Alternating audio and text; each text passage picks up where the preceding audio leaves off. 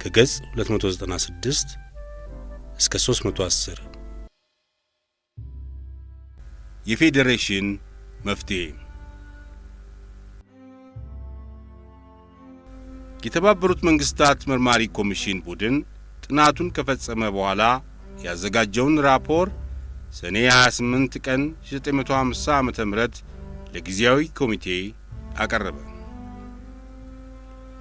ቀደም ሲል እንደተገለጸው የበርማና የደቡብ አፍሪካ ኮሚሽነሮች በህብረት ሆነው ባቀረቡት ራፖር ኤርትራ በኢትዮጵያ ንጉሠ ነገሥት ዘውድ ስር በፌዴሬሽን ተቀላቅላ የውስጥ አስተዳደሯን የምትመራበት መንግስት ይኖራታል ብለው ነበር።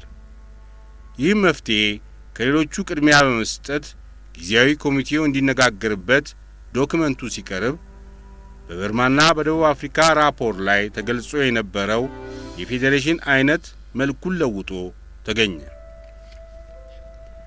ይኸውም ንጉሠ ነገሥቱ ምንም አይነት ስልጣን ሳይኖራቸው ለወጉ ብቻ የፌዴሬሽኑ አስተዳደር የበላይ መሪ ተብለው በኤርትራ የሚቋቋመው መንግስት በሙሉ ስልጣን ሀገሩን ይመራል የሚል ሆነ። የፌዴሬሽኑ ትርጉም እስከዚህ ድረስ በተጭበረበረ ሁኔታ ተለዋውጦ ለጊዜያዊ ኮሚቴ የቀረበው ጣሊያኖች በተለመደ ተንኮላቸው በጀርባ ገብተው የበርማን መልእክተኛ ይዘው በቀመሙት ተንኮል ሳይሆን አልቀረም ተብሎ ተጠርጥሯል። ለዚህም ማስረጃ የሆነው በመጀመሪያ ከተጻፈው ተለውጦ የቀረበውን የፌዴሬሽን አሰራር ትርጉም የበርማ መልእክተኛ ሲሰማ ልክ አይደለም ብሎ አለመቆጣቱ ወይም ቢያንስ በግልጽ አለመቃወሙ ነው።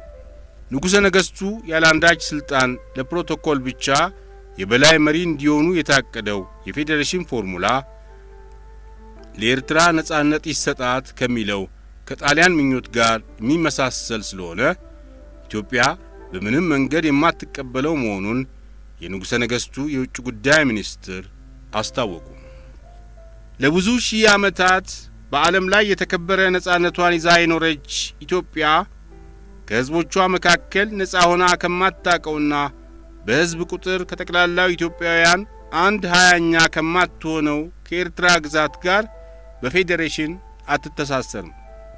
ከኢትዮጵያ ጋር ተቀላቅላ በፌዴሬሽን የምትተዳደረው ኤርትራ መሆኗ በግልጽ መታወቅ አለበት ካሉ በኋላ አቶ አክሊሉ ንግግራቸውን ሲፈጽሙ በዚሁ የተባበሩት መንግስታት የጊዜያዊ ኮሚቴ ውስጥ የሚደረገው ሙከራ ከዚህ ቀደም በኤርትራ ሕዝብ ዘንድ ተቀባይ አጥቶ የወደቀው የጣሊያን የነጻነት ፎርሙላ እንደገና ነፍስ እንዲዘራ ከሆነ ኢትዮጵያ ብሔራዊ ደህንነቷ አደጋ ላይ እንደወደቀ ቆጥራ አስፈላጊውን እርምጃ ከመውሰድ አትቆጠብም ሲሉ አስጠነቀቁ።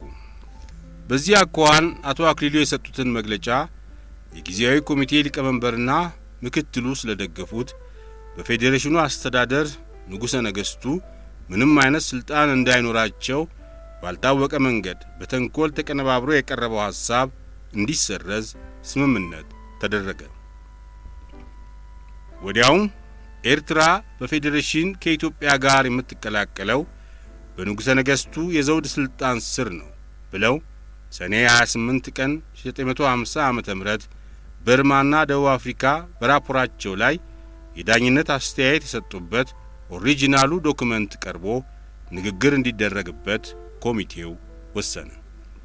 የበርማ የደቡብ አፍሪካና የኖርዌይ ኮሚሽነሮች ጣሊያን ለጥቅሙ ሲል ለኤርትራ ነጻነት ካልተሰጠ ብሎ ያደረገውን ጥረት ሕዝቡ እንደማይደግፈው ቢያረጋግጡለትም የላቲን አሜሪካ ወዳጆቹን ይዞ በተባበሩት መንግስታት ጓዳ አንዳንድ ተንኮል በመጠምጠም ምኞቱን ለመፈጸም ተስፋውን አልቆረጠም።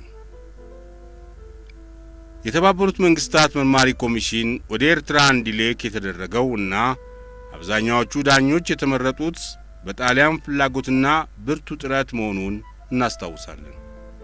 አሁንም የመርማሪ ኮሚሽነሮች ቡድን ራፖር በጊዜያዊ ኮሚቴ ሲጠና እንደታየ ሁሉ ቀጥሎም ጉዳዩ በፖለቲካ ኮሚሲዮን ተመርምሮ በጠቅላላው ጉባኤ እስከሚወሰንበት ጊዜ ድረስ የጣሊያን የተንኮል ሰንሰለት እየተቀጣጠለ አብሮ ከመጓዝ አያቋርጥም።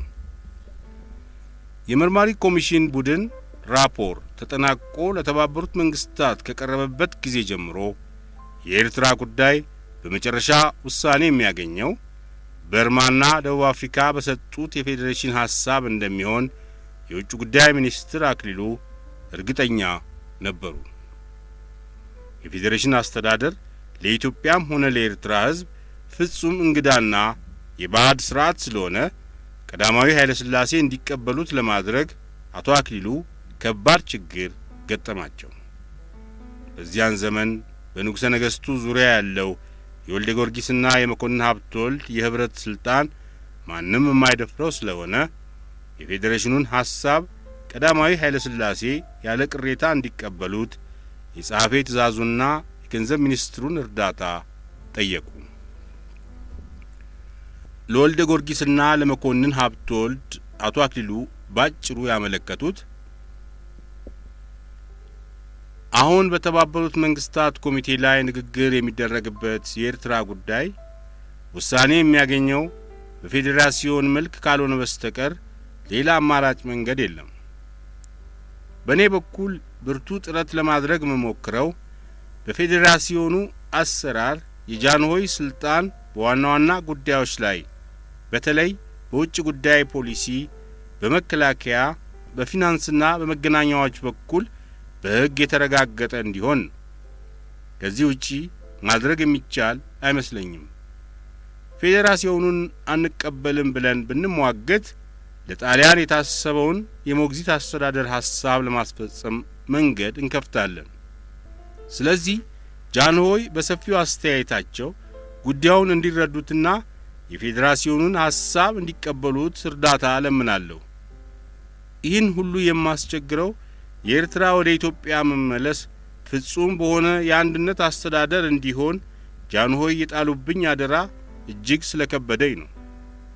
እንደ እውነቱ ከሆነ እስከ ዛሬ ድረስ ጠላቶቻችንን ተቋቁመን ከዚህ ደረጃ መድረሳችን ትልቅ ነገር ሆኖ መታየት አለበት። በእኔ የግል አስተያየት በታላላቅ ጉዳዮች ላይ የንጉሠ ነገሥቱ መንግስት ስልጣን በሕግ ታውቆ ለኤርትራ የፌዴሬሽን አስተዳደር መመስረቱ ኢትዮጵያን የሚጎዳት አይመስለኝም የሚል ነበር። ከጥቂት ቀናቶች በኋላ ከጽሕፈት ሚኒስትሩና ከገንዘብ ሚኒስትሩ ለአቶ አክሊሉ የተላኩት መልሶች ደረሱ።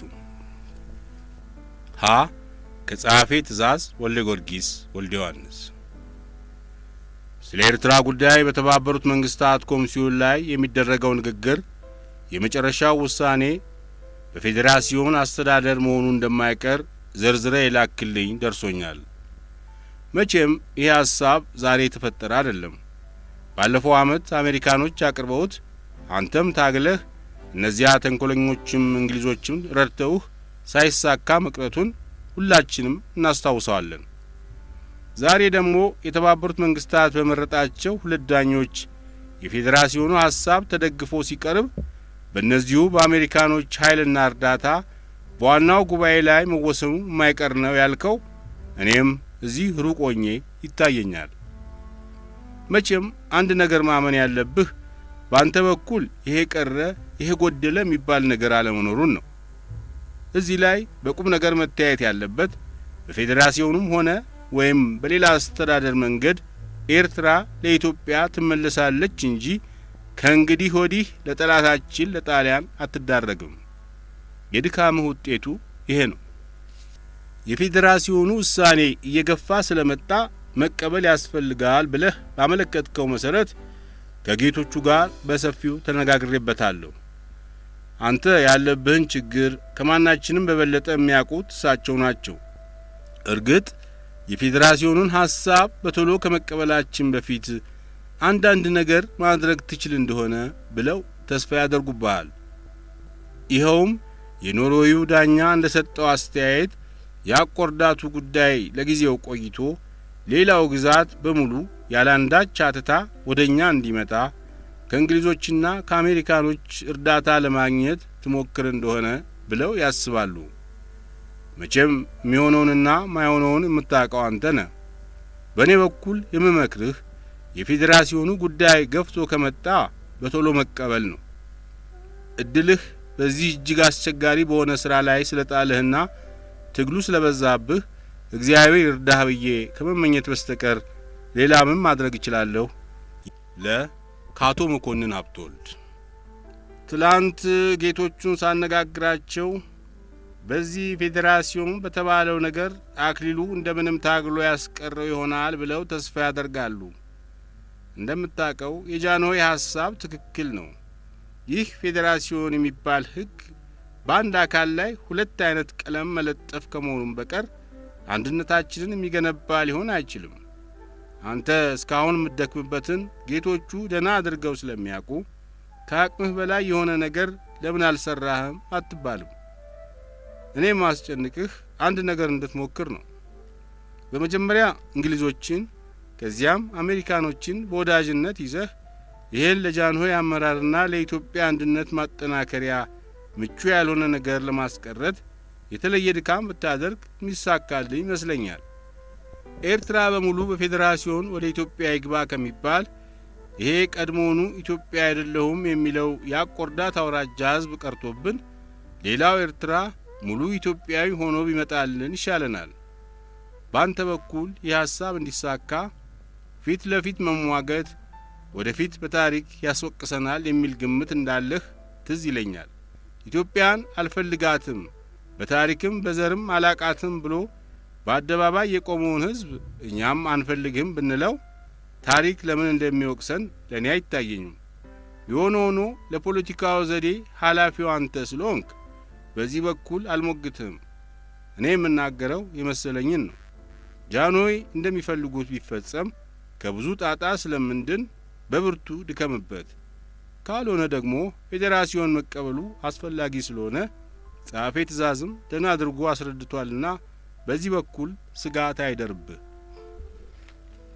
ከዚህ በላይ እንደታየው ከጸሐፌ ትእዛዝ ወልደ ጊዮርጊስም ሆነ ካቶ መኮንን ሀብተወልድ የተሰጠው ምክርና አስተያየት አቀራረቡ ይለይ እንጂ መሰረቱ አንድ አይነት ነው። ሁለቱም ከፍተኛ ባለስልጣኖች የፌዴሬሽኑን መፍትሄ ከመቀበል በፊት ቢቻል ከኖርዌይ የቀረበው ሐሳብ ደጋፊዎች አግኝቶ እንዲፈጸም ይደከምበት የሚል ነው። አቶ አክሊሉም ይህንኑ በገነተ ሉል ቤተ መንግሥት ያለውን መንፈስ በመከተል ልዩ ጥረት ማድረጋቸውን አላቋረጡም ነበር። የኤርትራና የኢትዮጵያን ጉዳይ በፌዴሬሽን መፍትሄ ብቻ መመልከት በቂ አለመሆኑን የተባበሩት መንግስታት ኮሚቴ እንዲገነዘበው አቶ አክሊሉ ሙከራ ያደረጉት የሚከተለውን አስተያየት በማቅረብ ነበር። ከአምስቱ የመርማሪ ኮሚሲዮን አባሎች መካከል ሶስቱ አብዛኛው የኤርትራ ሕዝብ ከኢትዮጵያ ጋር አንድ መሆንን እንደሚፈልግና በኢኮኖሚም ረገድ ኤርትራ ከኢትዮጵያ ጋር ካልሆነች በስተቀር ራሷን ችላ ለመኖር እንደማትበቃ አረጋግጠዋል። ኤርትራ ለ10 ዓመታት በሞግዚት አስተዳደር ከቆየች በኋላ ነጻነቷን ማግኘት ይገባታል ያሉትም የጓቲማላና የፓኪስታን ዳኞች የአገሪቱ የኢኮኖሚ ሕይወት ከኢትዮጵያ ተለይቶ ብቻውን መቆም እንደማይችል መስክረዋል። እነዚሁ ዳኞች ከዚህም አልፈው ኤርትራ ነጻ መንግስት በምትሆንበት ጊዜ በኢኮኖሚ ረገድ ሁለቱ ሀገሮች ኢትዮጵያና ኤርትራ በቅርብ የሚተሳሰሩበት ስምምነቶች እንዲደረጉ አስፈላጊነቱን አጠንክረዋል። በዚህ አቀራረባቸው የጓቲማላና የፓኪስታን መልእክተኞች አስተያየት ትክክለኛውን የዳኝነት መስመር አለመከተሉን ለመረዳት አያስቸግርም። በአንድ በኩል ኢትዮጵያ ለኤርትራ እናቷ አይደለችም ብለው እየካዱ ነጻ መንግስት እንድትሆን ሲጠይቁ፣ በሌላ በኩል ደግሞ በኢኮኖሚ ረገድ ኢትዮጵያ መመገብ አለባት ይላሉ። የእነዚህ የሁለት አገሮች መልእክተኞች የፍርድ ሚዛን ምን ያህል መዛባቱን ለመገንዘብ ከዚህ የበለጠ ግልጽ ማስረጃ የለም። ኢትዮጵያ እናትነቷ ለታወቁላት ልጆቿ ያላትን ማካፈልና መመገብ ሰብአዊ ግዴታዋ ቢሆንም እናትነቷ ለተካዱባት ልጆቿ ማሳደጊያ ወተት መለገስ አለባት ብለው ፍርዳቸውን የሰጡትን የጓቲማላንና የፓኪስታንን ዳኝነት በቁም ነገር ለመመልከት አይቻልም። የበርማና የደቡብ አፍሪካ ኮሚሽነሮች በኤርትራ ውስጥ ምንም እንኳን አብዛኛው ሕዝብ ለኢትዮጵያዊነቱ የቆረጠ መሆኑን ቢያረጋግጡም በምዕራቡ ቆላ ነዋሪ ከሆነው ሕዝብ ውስጥ የሚበልጠው ክፍል ኢትዮጵያን አንፈልግም ስላለ ለሁሉም ወገን አስታራቂ እንዲሆን የፌዴሬሽን አስተዳደር ቢመሰረት ይሻላል ብለዋል። የበርማና የደቡብ አፍሪካ ኮሚሽነሮች ያቀረቡትን ይህንን የፌዴሬሽን መፍትሄ ለመቃወም ወይም ውድቅ እንዲሆን ለመጠየቅ ሳይሆን ለኤርትራ ሕዝብ ዕድልና ሕይወት ኢትዮጵያ በበኩሏ ጠቃሚ ይሆናል ብላ የምታምንበትን አስተያየት መግለጽ ትፈልጋለች። የፌዴሬሽን አስተዳደር ትክክለኛ ትርጉሙና ያሰራሩ ዘዴ በኤርትራ ሕዝብ ዘንድ ከዚህ ቀደም ተሰምቶ የማይታወቅና ፍጹም እንግዳ ነገር ስለሆነ ኮሚቴው ወደ ውሳኔ ከማምራቱ በፊት የሕዝቡ የትምህርት ደረጃና የሥራ ኤክስፔሪያንስ የውስጡን አስተዳደር ኃላፊነት ለመቀበል በቂ መሆን አለመሆኑን ጠለቅ ብሎ ማተኮር ያስፈልገዋል።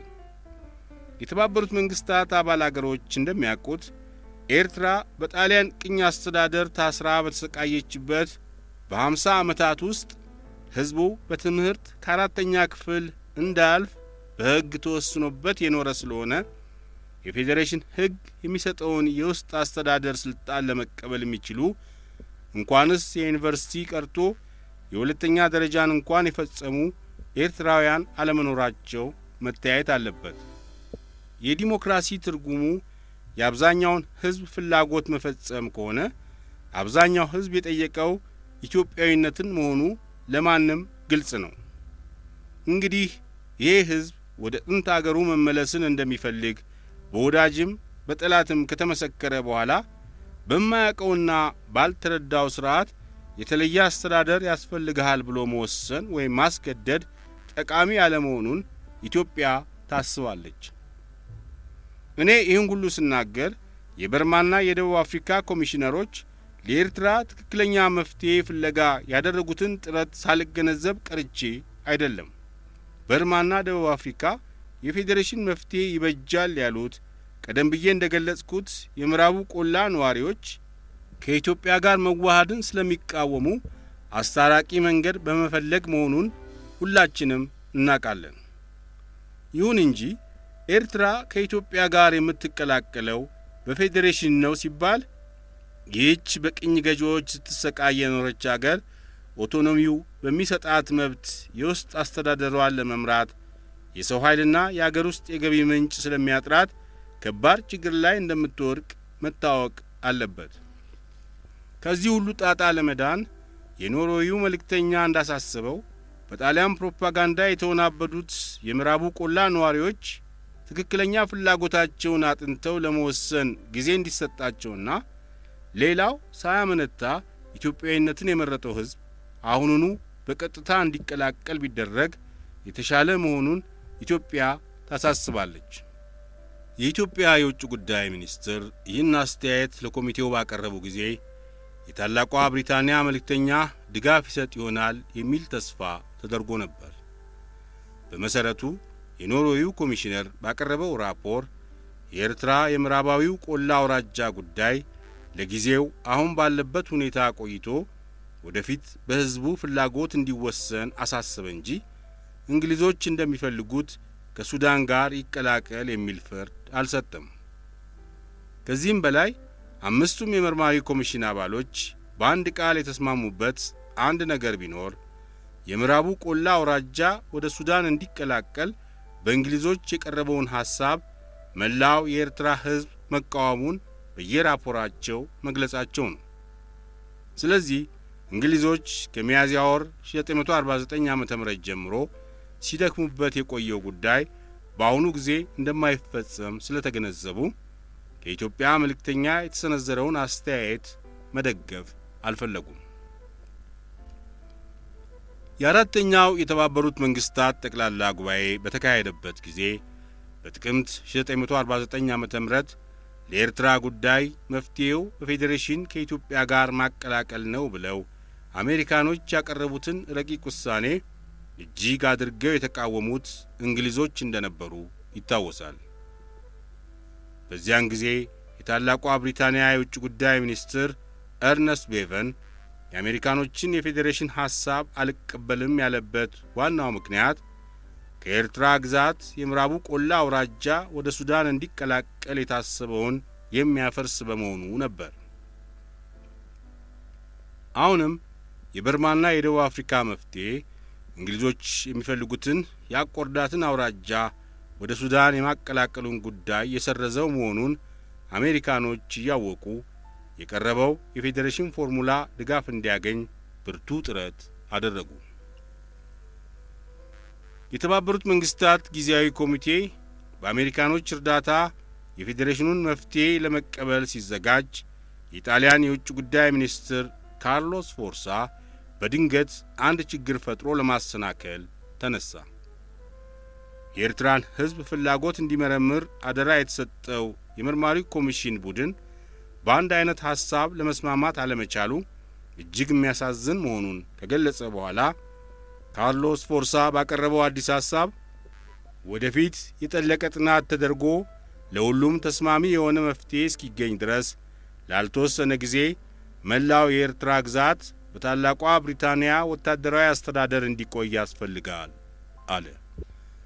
እንግሊዞችም ከዚህ ቀደም ታላቋ ሶማሌ ብለው በነደፉት ፕላን የኦጋዴንን አውራጃ ሳያገኙ በመቅረታቸው ቀጥሎም የኤርትራን የምዕራብ ቆላ አውራጃ ከሱዳን ጋር አቀላቅለው ለመያዝ የተመኙት ስላልተሳካላቸው በብስጭት መንፈስ ይህንን ከካርሎስ ፎርሳ የተነገረውን የጣሊያንን ሐሳብ ለመደገፍ ፈለጉ። ወዲያውም በተባበሩት መንግስታት ድርጅት ዘንድ የተመልካችነት ቦታ ያለው የጣሊያን አምባሳደር አልቤርቶ ታርኪያኒ ስፎርሳ የሰጠውን መግለጫ የድርጅቱ አባል አገሮችና በተለይም የላቲን አሜሪካ ግሩፖች እንዲደግፉት ከፍ ያለ ጥረቱን ቀጠለ። አሜሪካኖች ደግሞ በበኩላቸው የጣሊያንን የተንኮል ዕቅድ ለመስበር ቆርጠው ስለተነሱ የውጭ ጉዳይ ሚኒስትሩ ዲና ቸሰን ራሱ በኮሚቴው ስብሰባ ላይ ተገኝቶ በፌዴሬሽኑ መፍትሄ አባሎቹን ካስማማ በኋላ በደንቡ መሰረት ጉዳዩ ለዋናው የፖለቲካ ኮሚሲዮን እንዲተላለፍ አስደረገ።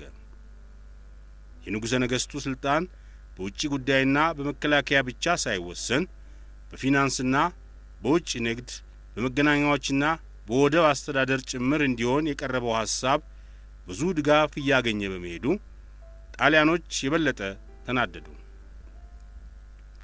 ይህንን የፌዴሬሽን አቋም ኮሚቴው ተቀብሎ ለውሳኔ ወደ ፖለቲካው ኮሚሲዮን ከማስተላለፉ በፊት አሰናክሎ ለማስቀረት ጣሊያኖች ላቲኖቹን ይዘው ያደረጉትን ሙከራ የዩናይትድ ስቴትስ መልእክተኞች ፈጥነው ባይደርሱበት ኖሮ በቀላሉ አይከሽፍም ነበር። ዕድሜ ለውጭ ጉዳይ ሚኒስትር ዲና ቸሰን የፌዴሬሽኑ ፎርሙላ በኮሚቴው ተደግፎ ለፖለቲካው ኮሚሲዮን ተላለፈ። የኤርትራ ጉዳይ የሚወሰነው በፌዴሬሽን መልክ መሆኑ እየተረጋገጠ ሲመጣ የኢትዮጵያ መልእክተኞች መሪ ለጃንሆይ በላኩት ቴሌግራም ያለን ምርጫ ኤርትራን በፌዴራሲዮን አስተዳደር መቀበል ብቻ ስለሆነ የግርማዊነቶ ውሳኔ በአስቸኳይ እንዲደርሰኝ እጠብቃለሁ አሉ። ወዲያው ንጉሠ ነገሥቱ በገነተ ልዑል ቤተ መንግሥት ትልቁን ስብሰባ አድርገው ልዑል አልጋ ወራሽ ልዑል ራስ ካሳ ኃይሉ፣ ጸሐፌ ትእዛዝ ወልደ ጊዮርጊስ፣ አቶ ዘውዴ ገብረ ሕይወት በዚያን ጊዜ የውጭ ጉዳይ ምክትል ሚኒስትር በተገኙበት ኤርትራን በፌዴራሲዮን አስተዳደር እንድንቀበል ከተባበሩት መንግስታት ስለተጠየቅን እኛም መስማማታችንን ዛሬ ለውጭ ጉዳይ ሚኒስትራችን መልእክት ስለምንልክለት እንድታውቁት ነው ብለው መግለጫ ሰጡ። ራስ ካሳ የፈሩት ደረሰም። በአንድ ኢትዮጵያ ላይ ሁለት መንግስት ተቋቁሞ ሊካሄድ ነው። ኤርትራውያን የራሳቸውን መንግስት አቋቁመው የሚተዳደሩ ከሆነ ከኢትዮጵያ ጋር አንድ ሆኑ የሚባለው በምኑ ነው? እንደዚህስ የመሰለውን ፍርድ መቀበሉ ጥቅሙ ምንድነው? በማለት እጅግ ማዘናቸውን ገለጡ። ጃንሆይ ራስ ካሳ በተናገሩት አልተደሰቱም። አንተ እኮ ያልተረዳኸው ብዙ ነገር አለ። ዋና መልእክተኛችንና ከሱም ጋር አብረውት እንዲሰሩ የመደብናቸው ሰዎች የሰጠናቸውን ትእዛዝ ተከትለው በሚበቃ አኳኋን በዓለም ጉባኤ ፊት በብዙ ተሟግተውበታል።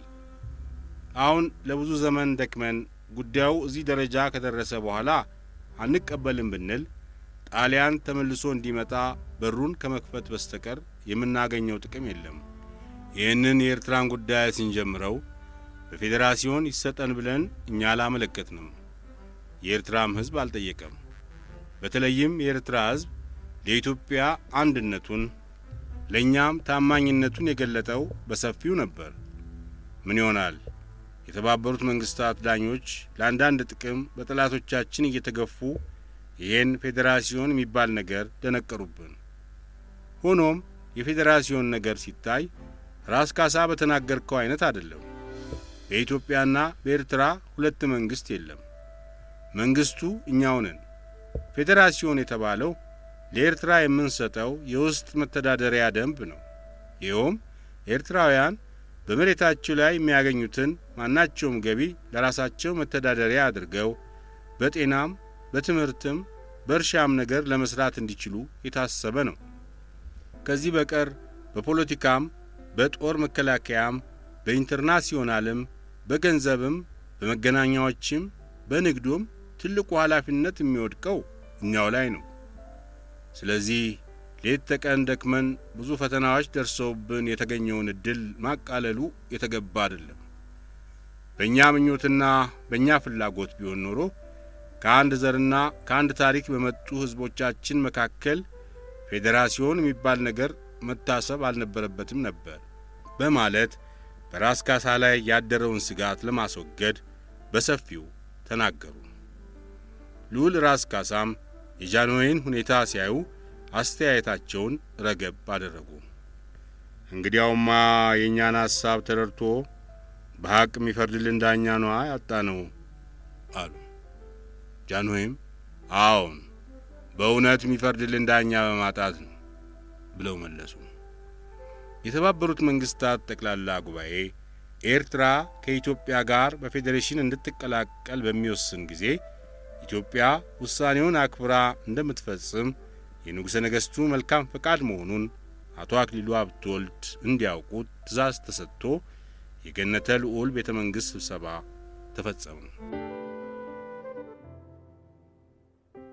የአምስተኛው ጉባኤ ሂደት ሀ የኢትዮጵያ አስተያየት መስከረም 28 ቀን 1950 ዓመተ ምህረት የአምስተኛው የተባበሩት መንግስታት ጠቅላላ ጉባኤ በተከፈተ ጊዜ የኢትዮጵያ የውጭ ጉዳይ ሚኒስትር ለመላው አባል መንግስታት እንደራሴዎች ያደረጉት ንግግር በዘመኑ በነበረው ዓለምን በሚያሰጋው ፕሮብሌም ላይ ያተኮረና ለመሰረታዊው የኤርትራ ጉዳይ ለመጨረሻ ጊዜ ትክክለኛን ፍርድ የሚጠይቅ ነበር።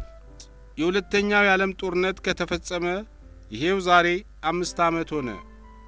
በእነዚህ ጊዜያቶች ውስጥ በዓለም ሕዝብ ላይ ለደረሰው አሰቃቂ እልቂት ተጠያቂዎች ከሆኑት ከጀርመንና ከጃፓን ጋር አስፈላጊው የሰላም ስምምነት እስከ ዛሬ አልተፈረመም። ይህም ባለመሆኑ መላው ዓለም ቋሚ በሆነ በጦርነት ሕይወት ላይ እንደሚገኝ ተደርጎ ተቆጥሯል። በ19ኛው ክፍለ ዘመን የመጀመሪያዎቹ ዓመታት ላይ ዓለምን ለብዙ ጊዜ ያሰቃዩት የናፖሊዮን ጦርነቶች ሲፈጸሙ የፓሪስና የቪየና ስምምነቶች ሰላምን በአጭር ጊዜ ውስጥ እንደመሰረቱ ስናስታውስ፣ እንዲሁም ከመጀመሪያው የዓለም ጦርነት በኋላ በጥቂት ወራቶች ውስጥ የተከናወነውን የቬርሳይን የሰላም ውል ስናስብ በዘመናችን የደረሰው የሁለተኛው የዓለም ጦርነት ፍጻሜ ስምምነት ከ5 ዓመታት በኋላም አለመፈረሙ ሊያስገርመንና ሊያሳስበንም ይገባል።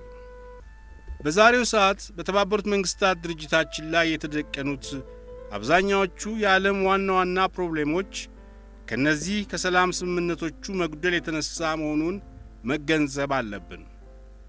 ይህን መሰረታዊ ምክንያት በጥልቅ አውቀነው አሁን ሳናውቅ ከጦርነቱ ፍጻሜ በኋላ የአጭር ጊዜም ቢሆን አስተማማኝ ሰላም ሳናገኝ በቀጥታ ወደ ቀዝቃዛው ጦርነት ተሻግረናል።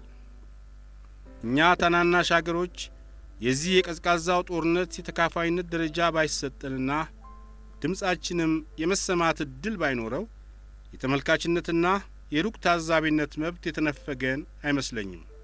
የኛ የታናናሾቹ ትግልና ጥረት የተባበሩት መንግስታት ድርጅት ለዓለም ሰላም ዋስትና እንዲሰጥልንና በሕዝቦች መካከል ለሚፈጠረው ማናቸውም ችግር ትክክለኛ ፍትህ እንድናገኝበት ስለሆነ ይህን አቋማችንን ሀያላን መንግስታት እንዲያቀሉልን እንጠይቃለን። በዓለም ላይ ተደጋግመው የደረሱት አሰቃቂ ጦርነቶች ሁሉ መነሻዎቻቸው በአምባገነኖችና በዲክታተሮች እብሪት መሆኑ እየታወቀ ካለፈው ስህተት በመማር ለግፈኞችና ለአጥፊዎች ቦታ እንዳይኖር ለማድረግ ችግሩ ምን ላይ እንደሆነ ለመከረኛው ሕዝብ ግልጽ ሆኖ አልታየውም። በአገሮችና በሕዝቦች መካከል በክፍለ ዘመናችን ለሚፈጠረው ችግር ዳኛችንና ፍትህ ሰጫችን ይሆናል ብለን የመሰረትነው የተባበሩት መንግስታት ድርጅታችን ኃላፊነቱን በትክክል እንዲወጣ ለማድረግ የሀያላን መንግስታት ሙሉ እምነትና በጎ ፈቃድ ብቻ ሳይሆን የእኛም የታናናሽ አገሮች ኅብረትና ጥንካሬ መታየት ነበረበት። በዚህ ረገድ በእኛም በኩል የታየብንን ጉድለት ለማረም ባለፉት ጊዜያት የተደረጉት ስህተቶች ትምህርት እንዲሆኑን ያስፈልጋል። ባለፈው ዓመት በዚሁ በኒውዮርክ የተካሄደው የአራተኛው የተባበሩት መንግስታት ጠቅላላ ጉባኤ የሶማሌ ሕዝብ ግፈኛው ጣሊያን አስተዳዳሪ ሆኖ እንዳይመለስበት ያቀረበውን ያን ሁሉ አሳዛኝ አቤቱታ አልሰማም ብሎ ለቀድሞ ኮሎኒያሊስት መልሶ እንዳስረከበው ሁላችንም እናስታውሳለን። እንደዚሁም አብዛኛው የኤርትራ ሕዝብ ኢትዮጵያዊነትን መጠየቁ በአራቱ ሀያላን ተመርምሮ ከታወቀ በኋላ የጣሊያን ወዳጆች ዳኞች ሆነው በተመረጡበት በተባበሩት መንግስታት ልዩ ኮሚሲዮን በድጋሚ እንዲመረመር መወሰኑን ሁላችንም እናውቃለን። ወደ ኋላ ተመልሰን ይህን ሁሉ ሁኔታ በምናስተውልበት ጊዜ ባለፈው ዓመት አቤቱታቸው ያልተደመጠውና ተገቢ ያልሆነ ውሳኔ የተጫነባቸው የሶማሌ ሕዝቦች ዛሬ ምን እንደሚያስቡ ብናተኩር ያለ ጥርጥር ሐዘናቸውና ምሬታቸው ለሕሊናችን ሰላም የማይሰጡ ሆነው እናገኛቸዋለን። እንደዚሁም ለወደፊት ዕድላቸው ምን እንደሚፈልጉ ሐሳባቸውን በሚገባ ከገለጹ በኋላ በድጋሚ እንዲመረመሩ አላግባብ የተበየነባቸው ኤርትራውያን ዛሬ በምን መንፈስና በምን አኳኋን ፊታቸውን ወደ ኒውዮርክ መልሰው የሚሰጣቸውን ፍርድ እንደሚጠባበቁ እናያቸዋለን። የተባበሩት መንግስታት ከላካቸው ከአምስቱ መርማሪ ዳኞች ውስጥ ሦስቱ ኖርዌይ፣ በርማና ደቡብ አፍሪካ የኤርትራን ሕዝብ ስሜትና አቋም በትክክል አዳምጠው አስተያየታቸውን አቅርበዋል። ሁለቱ ዳኞች ጓቴማላና ፓኪስታን ደግሞ ገና ከጠዋቱ ለጣሊያን መንግስት ጥብቅና የቆሙ በመሆናቸው የኤርትራን ሕዝብ ስሜትና አስተያየት እነሱ በሚፈልጉት መልክ ተርጉመው ኢትዮጵያን ለመጉዳትና ጠላቷን ለመጥቀም ታሪካዊ የሆነ የተዛባ ፍርዳቸውን ሰጥተዋል። እንግዲህ የአምስተኛው የተባበሩት መንግስታት ጉባኤያችን የትኛውን ይከተላል? የአብዛኛዎቹን ዳኞች ወይስ የጥቂቶቹን? ይህን የዓለም ሕዝብ አተኩሮ የሚመለከተውን የተባበሩት መንግስታት የመጨረሻ ውሳኔ ለመስማት ሀገሬ የምትጠባበቀው ከፍ ባለ ናፍቆት ነው። አቶ አክሊሉ ይህን አስተያየት ለጠቅላላው ጉባኤ ከገለጹ በኋላ ከእንግዲህ ወዲህ የመጨረሻው ፍርድ እስከሚሰጥበት ጊዜ ድረስ በትዕግስትና በዝምታ ከማዳመጥ በስተቀር ምንም አይነት ንግግር ወይም መግለጫ ላለማድረግ ቆርጠው ነበር። የውጭ ጉዳይ ሚኒስትሩ እስከዚህ ለመወሰን የደረሱት የኤርትራ ጉዳይ ከተጀመረ አንስቶ በየምክንያቱ ለሚቀርቡት ጥያቄዎች ማብራሪያ ለመስጠት ሆነ ወይም በኢትዮጵያ ላይ ለሚሰነዘሩ የተዛቡ አስተያየቶች መልስ ለማቅረብ ያደረጓቸው ንግግሮች በመቶ የሚቆጠሩ በመሆናቸው እንዳንዳንዶቹ የላቲን አሜሪካ ተናጋሪዎች አሰልቺ እንዳይባሉ ነበር።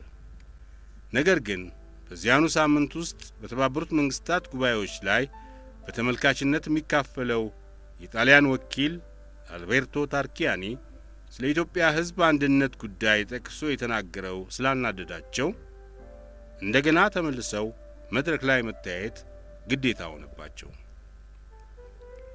የጣሊያን ወኪል የተናገረው የአንድ አገር ሕዝብ አንድነት ሊከበርና ሊታወቅ የሚችለው በሕዝቦች ሙሉ ፈቃድ መፈጸሙ ማስረጃ ሲገኝለት እንጂ በግዴታ የተደረገ ወይም በፈጠራ ታሪክ የተገነባ ሲሆን ተቀባይነት እንደሌለው የኢትዮጵያ መንግስት መገንዘብ ያስፈልገዋል የሚል ነው።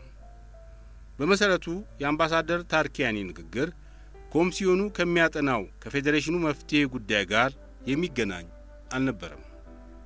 ኤርትራና ኢትዮጵያ አንድ አይነት ህዝቦች ናቸው የሚባለው በቀዳማዊ ኃይለ ሥላሴ መንግስት የፈጠራ ታሪክ ውስጥ ብቻ ሲሆን የሌላው የኢትዮጵያ ህዝብ ደግሞ አንድነቱ የተመሰረተው በቅርቡ ዘመን ዳግማዊ ምኒልክ ከጣሊያን መንግስት የጦር መሳሪያ እርዳታ ያገኙ ባደረጉት ዘመቻ ነው በማለት ከ1945 ዓመተ ምህረት ጀምሮ የሮማ መንግስት የሚያሰራጨውን የተለመደ ፕሮፓጋንዳ አምባሳደር ታርኪያኒ በድጋሚ ከመግለጹ በስተቀር ለጉባኤው አዲስ ነገር አላቀረበም።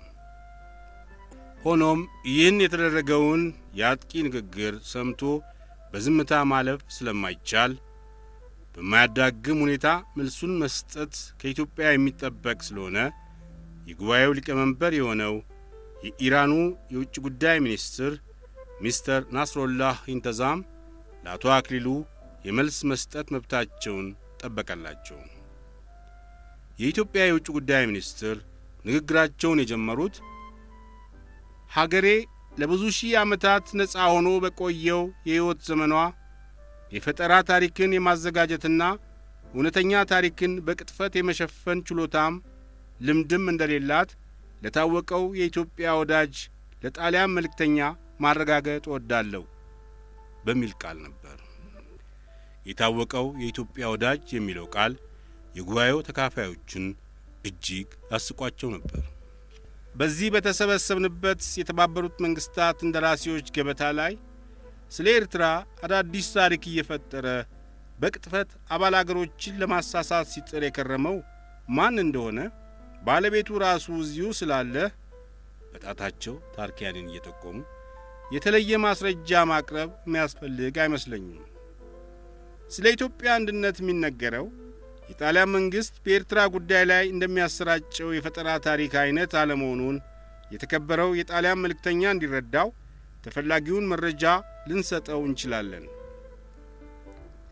የኢትዮጵያ አንድነት የተመሰረተው በኢትዮጵያውያን ብቻ ሲሆን የመቶ ዓመት ዕድሜ ያልሞላው የጣሊያን አንድነት ግን የተፈጠረው ከውጪ በመጡ ወታደሮችና የግዛት ጉቦ ተሰጥቶ ከፈረንሳዩ ናፖሊዮን ሶስተኛ በተገኘው የጦር ኃይል ዘመቻ መሆኑን ለአምባሳደር ታርኪያኒ ማስታወስ የሚያስፈልግ ይመስለኛል።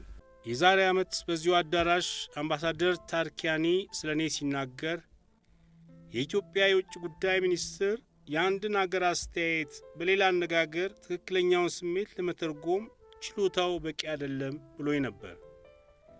የእኔ የችሎታ እጥረት የተተቸው በትርጉም ሥራ ስለሆነ እኔም የዚህ ሙያ አለኝ ብዬ አልተከራከርኩም።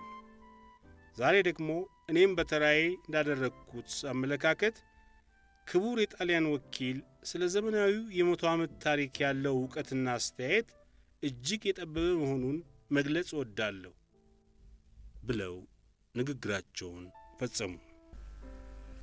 ከአንድ ዓመት በፊት በመስከረም 1949 ዓመተ ምህረት የኤርትራ ጉዳይ በዋናው ኮሚሲዮን ቀርቦ በሚታይበት ጊዜ ኤርትራ ነፃ መንግስት መሆን አለባት ብሎ የጣሊያን የውጭ ጉዳይ ሚኒስትር ካርሎስ ፎርሳ ሐሳቡን ሲያቀርብ በጀርባ የተጠመጠመው ተንኮል ትክክለኛው ትርጉም ምን እንደሆነ አቶ አክሊሉ ለጉባኤው በሰፊው አስረድተው ነበር።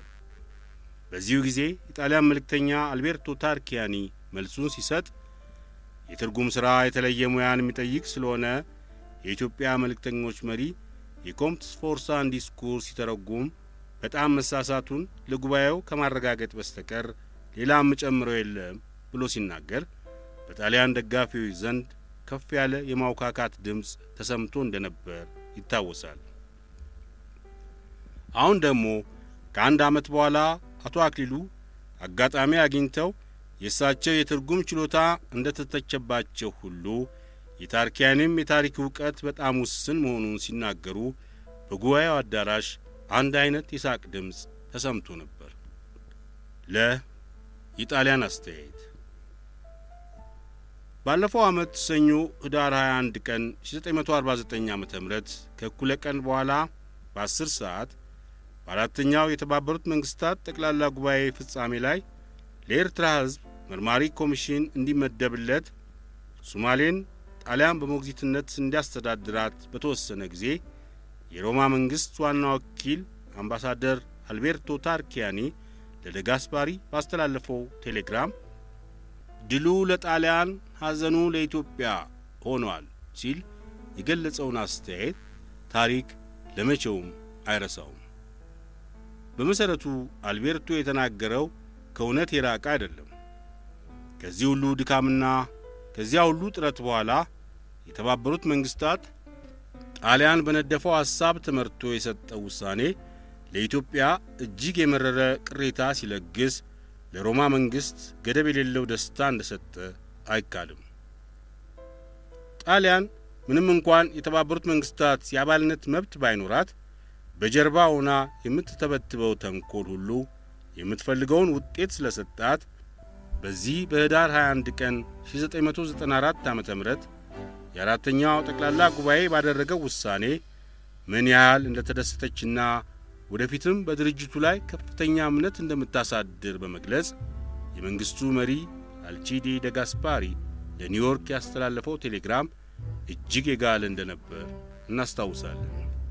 ቀዳማዊ ኃይለ ሥላሴን በበኩላቸው ለተባበሩት መንግስታት ዋና ጸሐፊ በላኩት ቴሌግራም በመንግስታት ማህበር አባሎች መካከል የሚፈጸመው ጥቃቅን ጥቅም ትክክለኛ ፍርድን እንዴት አድርጎ እንደሚያዛባ አንድ ቀን እውነት የተሸፈነውን ገልጦ ድል የሚመታበትን ጊዜ ለማየት እንደምበቃ ያለኝን ጽኑ እምነት የመልእክቴ መደምደሚያ አደርገዋለሁ ብለው ነበር።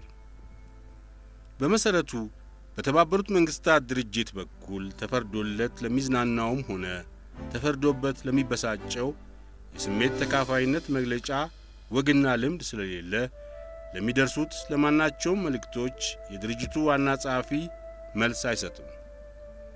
የዚህ ዓለም ሂደት እንደሚያሳየው ዛሬ የተደሰቱት ነገ ምን ሐዘን ላይ እንደሚወድቁ፣ ዛሬ ያዘኑት ደግሞ ነገ ምን ደስታ እንደሚያገኙ መተንበይ ስለማይቻል ጊዜው የሚፈጥረውን ለማየት ትዕግስትና እርጋታ ከሁሉም የበለጠ መድኃኒት ይሆናል። የሮማ መንግስት በተባበሩት መንግስታት ድርጅት ጀርባ ሆኖ በሚሠራው ተንኮል ለኤርትራ መርማሪ ኮሚሽን አባል ሆነው ከተመረጡት 5 ዳኞች መካከል ጓቴማላ፣ ፓኪስታንና ደቡብ አፍሪካ ደጋፊዎቹ እንደሚሆኑ እርግጠኝነት ተሰምቶት አራተኛውን የበርማን ወኪል በጉቦ ለመግዛት በሚዘጋጅበት ጊዜ ኢትዮጵያ ትክክለኛ ፍርድ ይሰጠኛል ብላ የተማመነችው በአንድ በኖርዌው ዳኛ ብቻ ነበር። ወኢትዮጵያ ታበጽሕ ደዊሃ ሀበ እግዚአብሔር እንደተባለው ለዚች አገር አምላክ የሚሠራላት ተአምሩ ብዙ ስለሆነ የጣሊያን ወገን ነው ተብሎ እምነት የጣለበት ደቡብ አፍሪካና በገንዘብ ጉቦ ፍርዱን እንዲሸጥ ዶላር የተዘጋጀለት የበርማ ኮሚሽነር ከኖርዌይ ጋር ሆነው አስተያየታቸውን በማስተባበር የሮማን መንግሥት ዕቅድ አፈረሱበት። ጓቴማላና ፓኪስታን ጣሊያን የሰጣቸውን መምሪያ ተከትለው ኤርትራ ከነጻነት በፊት ለ10 ዓመታት የሮማ መንግሥት በሞግዚትነት እንዲያስተዳድራት ቢታገሉም አብዛኛዎቹ ዳኞች የኤርትራ ሕይወት ከኢትዮጵያ ተለይቶ መኖር እንደማይችል የሰጡት አስተያየት በዓለም ጉባኤ ፊት ትክክለኛ ሆኖ ተደመጠ። የተባበሩት መንግስታት ጊዜያዊ ኮሚቴ ከበርማና ከደቡብ አፍሪካ የቀረበውን የፌዴሬሽን መፍትሔ ተስማምቶ ለዋናው የፖለቲካ ኮሚሲዮን ሲያቀርብ እዚያም ላይ የሮማ መንግስት ሐሳቡን የሚከተሉለት ሊያገኝ አልቻለም። የፖለቲካ ኮሚሲዮን ጉዳዩን በሚመረምርበት ጊዜ የጣሊያን የውጭ ጉዳይ ምክትል ሚኒስትር ጁሴፔ ብሩዛስካ በቀቢጸ ተስፋ ያደረገው ንግግር የጣሊያንን መንቀዥቀዥና ጤና ማጣት የሚያመለክት ነበር። ጓቲማላና ፓኪስታን ለኤርትራ ነጻነት የሚገባት መሆኑን ያረጋገጡት በርማና ደቡብ አፍሪካ የፌዴሬሽን መፍትሔ ይሻላል ያሉት ኤርትራ በኢትዮጵያ አስተዳደር ውስጥ እንዳትዋጥ አስበው መሆኑን ኮሚሲዮኑ እንዲገነዘበው ጁሴፔ ብሩዛስካ በዲስኩሩ እየተዝናና ሲናገር የሚታዘበኝ ይኖር ይሆን ብሎ አልተጨነቀም ነበር። የጣሊያን መልእክተኛ በዚሁ መግለጫ ውስጥ ከአምስቱ መርማሪ ኮሚሽን አባሎች መካከል 4ቱ የኤርትራን ከኢትዮጵያ ጋር መዋሃር ተቃውመዋል ብሎ ያለ ፍረት ሲናገር ለወጉ እንኳን አምስተኛው ዳኛ የኖርዌዩ ኮሚሽነር ምን አስተያየት እንዳቀረበ ሊጠቅሰው አልፈለገም።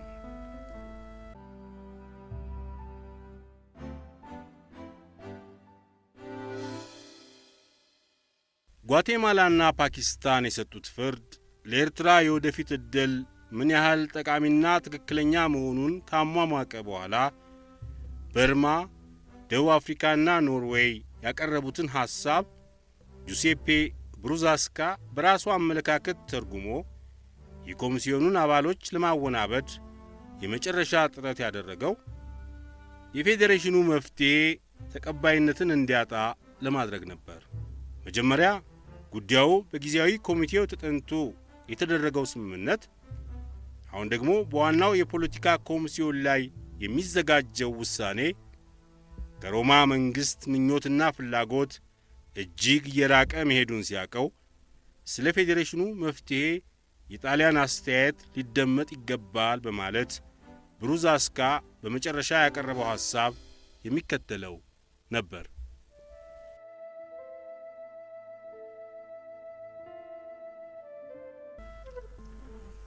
የተባበሩት መንግስታት ድርጅት የኤርትራን ጉዳይ ለመወሰን ከኢትዮጵያ ጋር የፌዴሬሽን አስተዳደር በመስረቱ ይሻላል ብሎ ካመነበት በኤርትራ የሚኖሩት ጣሊያኖች ውሳኔውን የሚያከብሩና በትክክል የሚፈጽሙ መሆናቸውን እናረጋግጣለን። ነገር ግን የፌዴሬሽን አስተዳደር የሚደገፈው ራሱን በራሱ የሚያስተዳድር እውነተኛ የኤርትራ መንግስት እንደሚቋቋምና ሕዝቡም በፖለቲካና በኢኮኖሚ ልማት በትክክል የሚካፈልበት እንደሚሆን ተስፋ በማድረግ ነው። በፌዴሬሽኑ ሕግ ለኤርትራ መንግስት የሚሰጠው ስልጣን በውስጥ አስተዳደር ላይ የተወሰነ ብቻ ሳይሆን በውጪ ፖለቲካና በውጭ ንግድ ግንኙነት ጉዳይ ተገቢውን መብት የሚያገኝና በመከላከያም ረገድ የውጭ ጠላት ቢመጣበት ለመመከት የሚያስችል ኃይል ሊኖረው ይገባል። ከዚህ በላይ እንደታየው የጣሊያን የውጭ ጉዳይ ምክትል ሚኒስትር ስለ ፌዴሬሽኑ አሰራር የሰጠው አስተያየት በበርማና በደቡብ አፍሪካ የቀረቡትን መሠረታዊ ነጥቦች የሚደመስስና እንደ አዲስ አገር ነፃ መንግሥት ሆኖ ሲቋቋም የሚኖረውን የአገር ውስጥና የውጭ ፖሊሲን ሥልጣን የሚተነትን ስለሆነ ኮሚሲዮኑ ከሚያዘጋጀው ከፌዴሬሽን መፍትሔ ጋር የሚቀራረብ አልሆነም። ሴናተር ብሩዛስካ በአንድ በኩል ለኤርትራ ጉዳይ ከነጻነት በስተቀር ሌላ መፍትሔ የለም እያለ፣ በሌላ በኩል ደግሞ ፌዴሬሽኑን መቀበል እንደሚቻል ሲያረጋግጥ በሁለቱ መፍትሔዎች መካከል ያቀረባቸው የተወሳሰቡ ሐሳቦች ከብስጭትና ከተስፋ መቁረጥ የተነሳ ስለሆነ ኮሚሲዮኑ በቁም ነገር ሊመለከተው አልቻለም። በፖለቲካ ኮሚሲዮን ላይ ጓቲማላና ፓኪስታን ለኤርትራ ነጻነት እያሉ ሲጮኹ ቀድሞ ለጣሊያን ሲሟገቱ ከነበሩት የላቲን አሜሪካ አገሮች መካከል 12ቱ ጥንታዊ አቋማቸውን ለውጠው የፌዴሬሽኑን መፍትሔ ደገፉ። ይህም ሊሆን የቻለው የብራዚልና የሜክሲኮ መልእክተኞች አምባሳደር ሙንዚና አምባሳደር ኔርቮ የጊዜያዊ ኮሚቴ ሊቀመንበርና ምክትል ሆነው የኤርትራን ጉዳይ ባጠኑበት ጊዜ የኢትዮጵያን አቋም ትክክለኛነት ስለተገነዘቡ የአብዛኛዎቹንም ዳኞች አስተያየት መከተል ተገቢ መሆኑን ስላመኑበት እነዚህ ሁለት ሰዎች በወገኖቻቸው በላቲኖች ዘንድ ባደረጉት የማግባቢያ ጥረት መሆኑ ይነገራል።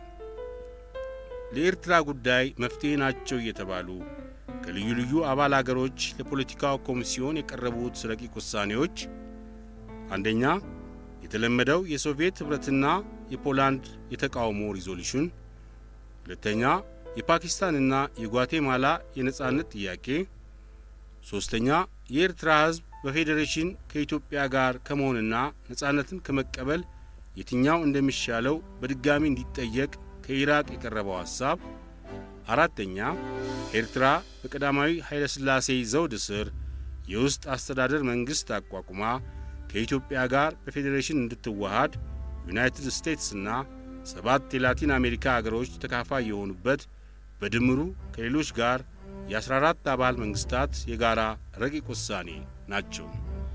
ይህ በአራተኛ ተራ ቁጥር የተጠቀሰው በቦሊቪያ፣ በብራዚል፣ በበርማ፣ በካናዳ፣ በዴንማርክ፣ በኢኳዶር፣ በግሪክ፣ በላይቤሪያ፣ በሜክሲኮ፣ በፓናማ፣ በፓራጓይ፣ በፔሩ፣ በቱርክና በዩናይትድ ስቴትስ ኦፍ አሜሪካ ተቀነባብሮ የቀረበው የጋራ ረቂቅ ውሳኔ ኤርትራ ከኢትዮጵያ ጋር በፌዴሬሽን የምትዋሃድበትን ዝርዝር ሁኔታ አብራርቶ የሚገልጽ ነበር።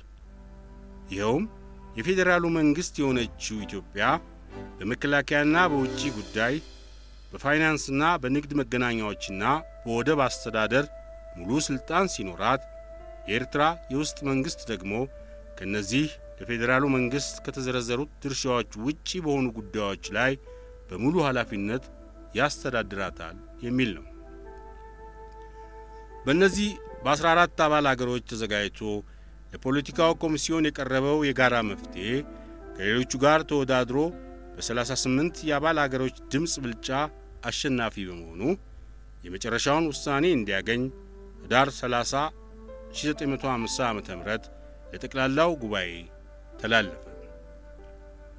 የጣሊያን መንግስት በቅኝ ግዛትም መልክ ሆነ በሞግዚት አስተዳደር ኤርትራን መልሶ ለመያዝ ለ5 ዓመታት ያለማቋረጥ ሲደክምበትና ሲታገልበት የኖረው ትልቁ ምኞቱ ሞቶ ግብዓተ መሬቱ የተፈጸመው በዚህ ህዳር 30 ቀን 1950 ዓ.ም የፖለቲካው ኮሚሲዮን ባደረገው ውሳኔ ነው ማለት ይቻላል።